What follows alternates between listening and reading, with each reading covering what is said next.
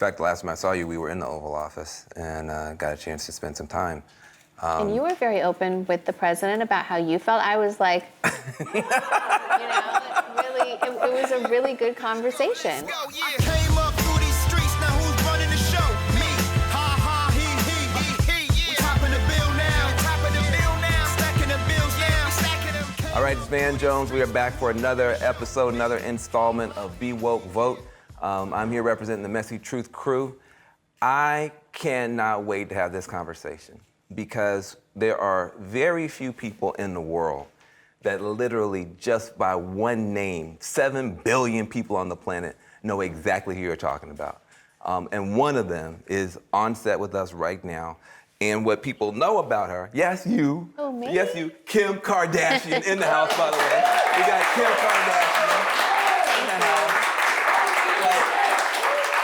Wow, what a warm welcome. Thank you. Well, no, we happy to have you here because you a household name in like igloos and stuff. It's like, on 7 continents, penguins know who you are. So but people don't know some stuff about you that I know because we work together on so many social causes and stuff like that. I think about you, I don't think about you as like a celebrity icon. I think about you as like the mom of like 3 black kids, basically, who are coming up in this world. And I think this election is coming up is a make or break. I think this election might be bigger and more important than the presidential of 2016 because this time we know what's up. Before it's like, we're not sure, maybe it'll go well, maybe it won't. I think people now have a sense of the direction, and I think people get a chance to vote as kind of up or down on the direction. The reason I want to talk to you is because you care so much about all these issues. People don't know that about you. Why do you care so much about people behind bars, about women behind bars? I mean, you've been going into prisons. You went to a women's prison. You've gone into the Trump White House twice to try to fight for people. Give people a sense behind the curtain as to why a mega celebrity like yourself would be taking this on. It started off really simple with me just on social media looking at something that came across my feed, Alice Johnson's story, and I just feel like she found me. Like I was supposed to be looking at my phone at that exact time, found her, felt so sympathetic towards her life story. Tell us a little bit about Miss Alice Johnson. Yeah, she, first time nonviolent drug offender, got life without the possibility of parole, served 22 years, and really had no shot. And she played such a minimal role in the whole drug conspiracy. Yeah, drug conspiracy. Everyone, like she was just the phone mule. So she would just answer the phone and say a few, random words that probably didn't make sense. And she had no idea quantities, who, where, what, when. Like she knew nothing. She just was supposed to say a sentence and that was it. And she would get like $1,000 per call. Getting in the door and figuring it all out and making it happen and getting her out, I've just learned so much, and I realize how crazy messed up the system is.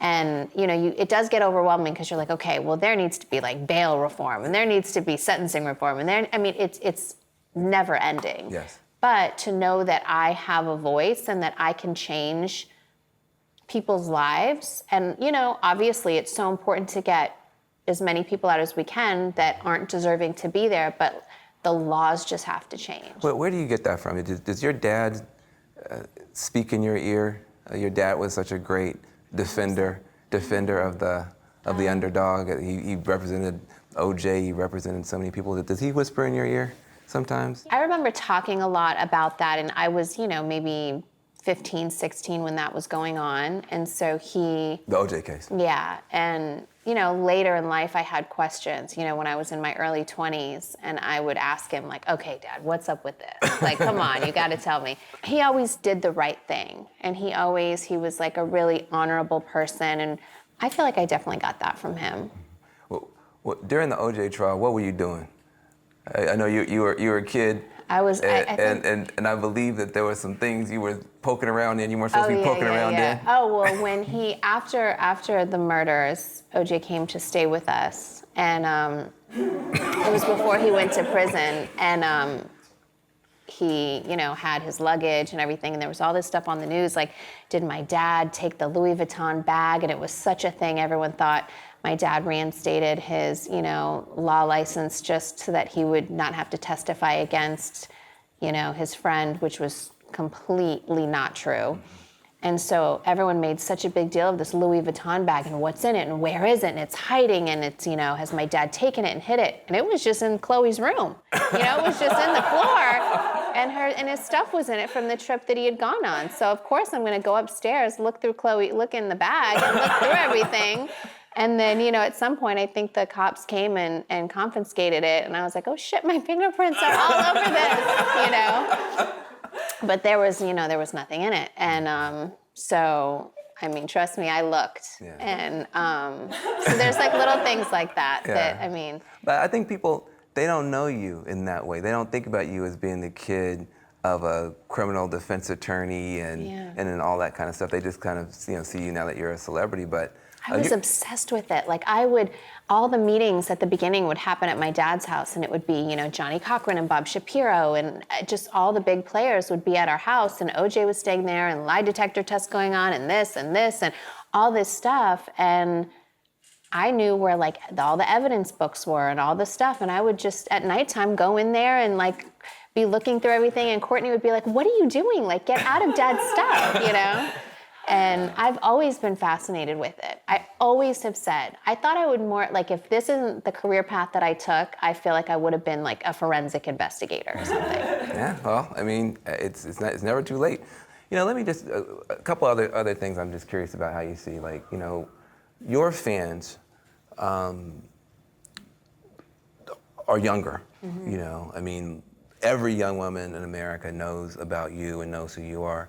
If you had a chance to talk to young women in particular about the reason to vote now, what are some of the things that you wish your young female fans knew about what's at stake in November? When I went to the march in DC and I brought my daughter, I always thought, okay, I really want to maybe have more babies. And then I was so afraid of the world, of what it has turned into, that I was like, I can't bring any more life into this world. I'm so afraid. Wow. And then after seeing the kids from Parkland and other schools talk about their experiences and how strong they are and how articulate they are, I swear for once I was like, okay, there's hope. Like, it's gonna be okay. These kids are gonna be our next leaders, and they really want to change the gun laws. Like, they really want a safer world. Mm-hmm. And I felt hope for once.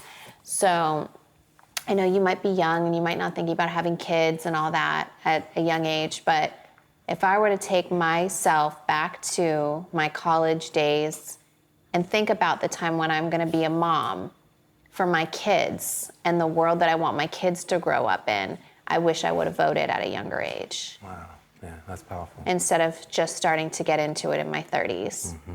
Yeah. I think it's a very powerful thing you're saying, and I think, I think people miss a whole stage of your life often when they think about you. And, all these moms of black kids are getting more political and trying to figure out what to do. How does being a mom impact you in terms of how you think about all these issues? Oh, it changes everything. Like I said, I wouldn't vote before, we were too busy until we made it an activity and made it something fun. But now if you have kids and you think, okay, how can I make sure that I leave this earth knowing that they're gonna be okay, and know that it's so simple as voting and helping to make the world what you want it to be, and that we have that right as women now, and we're living in this time that we can do that, and it really is such a responsibility. You have such a say in shaping the world. Why wouldn't you take part in that? I tell you what, if all the young women in the country came out and voted this time, it would send a huge message.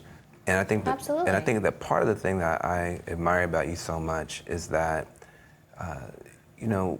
you have built up a tolerance for criticism, for controversy, for people disagreeing with you. And you're using that strength, that superpower, to then be a heat shield to help other people. And I just think that that's a beautiful thing. It'd be very easy for you, given the arrows and bullets you've taken in public life, to just shrink your heart down and just not care and to put your middle finger up against the world and say, I got my money, I got my kids, screw you. Instead, you've taken that strength and that willingness and you're doing beautiful things with it. It takes a lot of courage, even if they don't like it, and even if they don't. I think just having the confidence to do what you want to do and you believe in is such a good quality, and it's tough. Yeah. It takes a lot of courage to do that, especially when it's against the norm or against what people don't agree with. Yeah. The other thing I like about you, this is gonna seem a little weird. Okay. I can handle weird. Yeah, I'm glad. I love the way you love your husband. I love the way you love your husband. Yeah. Why do you love him so much? I mean, it didn't come out the right way. I mean, you love this man. Yeah. And we've been through a lot together. I've known him for 15 years now. Became friends with him maybe in like 2006, 7. Met him in 2002 or 3. I've known him forever. He's put himself up against the world for me when everyone told him, you cannot date a girl with a sex tape. You cannot date a reality show girl. It's gonna ruin your career. Everyone told him that. Everyone told him that. And to me, he was like, oh, you're not gonna tell me what to do. I'll let you know that, it's gonna be okay. And he always was that strength for me. So I'll always, love and appreciate him for always standing up for me. Even like in fashion, you'll never be on the cover of a magazine. And then, amazing things have happened in that world or anyone that's ever doubted us or me, he's always been there to hold my hand and lift me up higher and give me the confidence. And so I'll always do the same for him, and yeah, that's good.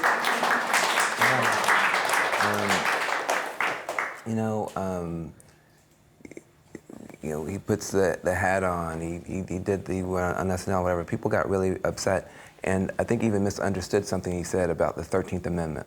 And can you explain? Look, to I people? always say this. Yes. It takes him about 4 years to write a song to explain, to communicate what he wants to say. Yeah. So when he tweets something in 2 seconds, what's going on in his mind and what he thinks and what he's trying to say, he might not be the best communicator, but he has the best heart, and I know what he means, and I believe in him, and I believe that his message of what the hat represents to him is maybe different what it represents to other people, and he's very mindful about that. He doesn't maybe express that, but what it means to him is something totally different, and I trust in him that he will explain that in his own way. And so I saw something like some report that was like, Kim stood in the back and just watched while he was on SNL. I'm like, yeah, what do you want me to do? Get up on stage and sing? What do you want me to do?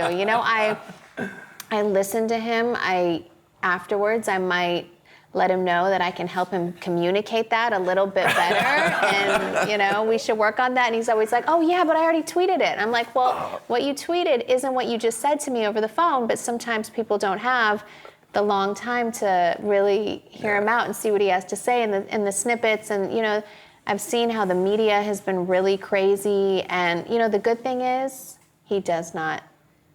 He's so strong that he knows what he means, and the people around him knows what he means, and the people around him let him know that what he said might not be what he means, and tries to help him work on it. But I know his heart. Yes.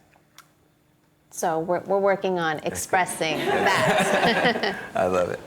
He will always do what he believes, whether it's the popular thing or not. And he has said so many times, even on SNL, but I don't know if it was on because it was at the end, I do not agree with all of the policies. I don't even know all the policies. I'm not political. I'm just saying this is what this represents to me. And I will wear it because that's what I feel. He wants to fight for free thought. You know, like I said, as I've said, you know, in the meeting that we had in the West Wing, you know, I got 99 conflicts with Jared and those guys, but prisons are not one. Yeah. And it's important, I think, that we try to find some common ground and work on some common ground things.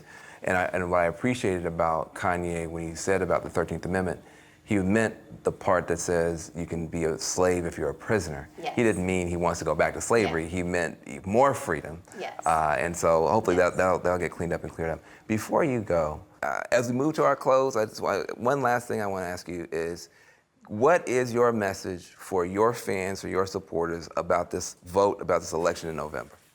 It is so important. I think you just have to make it a fun night. Like me and all my sisters are gonna go and do it together. And I think that you just have to find your group of friends, do a little research online. There's so much information What if everywhere. you don't know everything? What if it's... Then go, like I said, when we first would go, I went with adults that knew what they were talking about. Just find one person who might know something. Find one person that'll help you Is out. it okay to cheat? Can you just copy all of their stuff? No, you can't. Because like when we were voting, everyone had different opinions, and that's okay. That's what is so important. Find what you believe in, find what you want to support, and make sure you vote towards that. And that who you're voting for and what you're voting for is just authentic, and you're not following the bandwagon. Sometimes it seems like for people who never vote, they think it might take 9 hours or whatever. It's like, I mean, you can get this done in, you know, good 10 minutes of research, and it's almost like game night. Just do it and then go turn the stuff in and be done. I think people, if they made it a fun game night, go get ice cream after, do whatever you want to do after, hang out, go to the movies, and go vote. Go vote. Well, hey, listen, I think that's a great way to stop. So listen, one more episode, the superstar, the amazing, I said household word on, how many continents we got? 7, 9 continents? Household name on 9 continents and some planets. Kim Kardashian in the house. Be woke, vote. See you next time. Very good. It is so important to vote, so just be woke and vote.